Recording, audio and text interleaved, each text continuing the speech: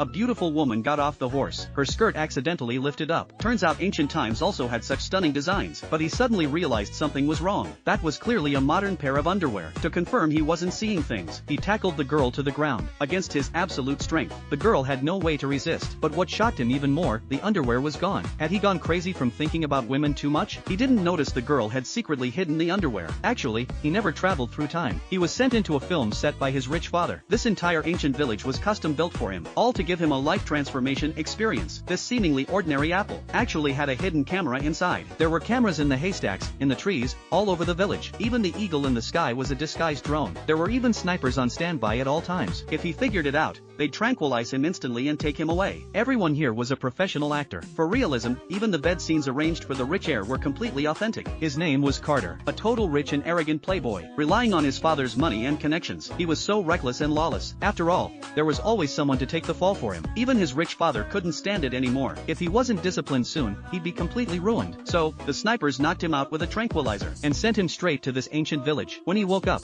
a man was urgently telling him to prepare the horses, or else he would get beaten. Before he could react, the overseer dragged him outside. Just as he was about to ask what was going on, a whip lashed fiercely across his back. For realism, this was a real beating. The master gave him one last chance. If he didn't prepare the horses, he'd get 100 lashes. He thought this was some kind of reality show. He demanded Yellow Hair return his phone. He wanted to go home right now, or else he'd have his father send people to level this place. Yellow Hair looked confused and asked what he was talking about. He didn't believe it and ran straight outside, but everything he saw along the way made him more and more uneasy. How could a reality show not have directors and cameras? It wasn't until he saw a brown bear at the village entrance that he started to doubt. Had he really traveled through time? Soon, he was caught and escorted to the execution ground, facing a terrifying hanging sentence. He panicked, quickly explained that he wasn't escaping. He was just jogging for exercise, but the overseer ignored him completely. Yellow Hair gave him advice, telling him to kneel and lick the overseer's toes. Maybe if the overseer was in a good mood, he'd only chop off one hand, just like he did to him. He tried to convince himself that if he died, he'd probably just travel back. But the moment the rope tightened around his neck, he regretted it.